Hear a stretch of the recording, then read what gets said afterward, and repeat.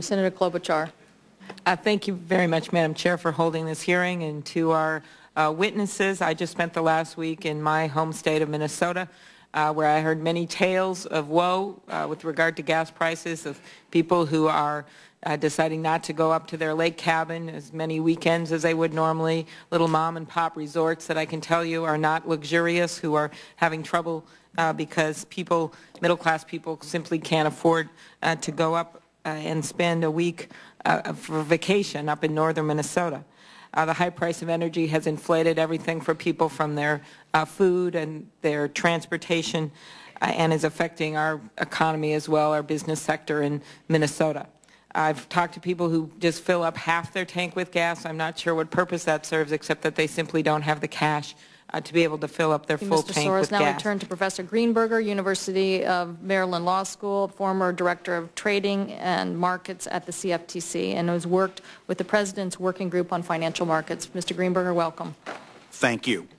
I've submitted a lengthy statement attempting to anticipate in detail many of the issues that have arisen over these concerns. Today, let me just say this. Senator Klobuchar said, "We passed the Enron loophole. I hope it's enforced." The Enron loophole, because it was written by the Intercontinental Exchange, handed to the CFTC, and then handed to Congress, does not deal with crude oil. By its language, it appears to deal with crude oil, but the CFTC has announced it will not use that to bring unregulated crude oil markets under United States regulatory control. Why is that? Senator Cantwell talked about the London-Dubai loophole. The CFTC takes the position that West Texas Intermediate contracts sold in the United States by U.S.-owned or U.S.-affiliated exchanges, because they have some tangential relationship to either London or Dubai, should be regulated, in the case of Dubai, by the Dubai Financial Services Authority. The CFTC on May 20th, 2007, reached a decision that it would not regulate Dubai's entrance into the United States markets because Dubai has comparable futures regulation to the United States. What that suggests is when your constituents come to you and ask you, is speculation under control? If you want to leave the status quo as it is, you must tell them, I believe so because I have every confidence that Dubai will protect those Minnesota citizens who can't go to their summer homes.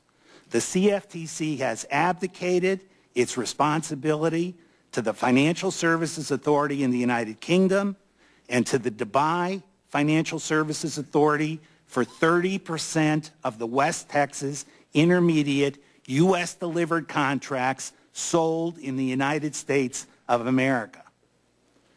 That is an outrage. And no one ever bothered to tell Congress when it was working on the Enron loophole, which, by the way, in my testimony, I show even if it did apply, it is the biggest joke in the world because it was written by the exchange that needs to be regulated. It puts 1,000 burdens on the CFTC and the public to prove that there needs to be regulation. Prior to the Senator Phil Graham's introduction in the middle of the night of the Enron loophole, every futures contract sold in the United States of America, every futures contract, oil, collateralized debt obligations, credit default swaps, had to be traded pursuant to regulation that had age-old and time-tested controls on speculators. In one fell swoop, 262 pages of deregulation was added to an 11,000-page omnibus fiscal appropriation bill as Congress was leaving for its recess in December 2000, and that did not call for better regulation. It called for no regulation. That led to the Enron West Coast electricity crisis. There's no doubt about that. The day before the documents were released evidencing that crisis, on May 15, 2002, Chairman Newsom of the CFTC made a speech that electricity crisis is a supply-demand crisis. Documents were released showing how the unregulated, speculative Enron online trading engine drove prices up 300% in the West Coast. Senator Cantwell's testified about the Bonneville Power Administration. In the middle of that bubble, they locked in long-term contracts, thinking the price would go up forever. When the bubble burst, they had contracts that were long-term contracts, commitments to pay 300% of the then market price of natural gas.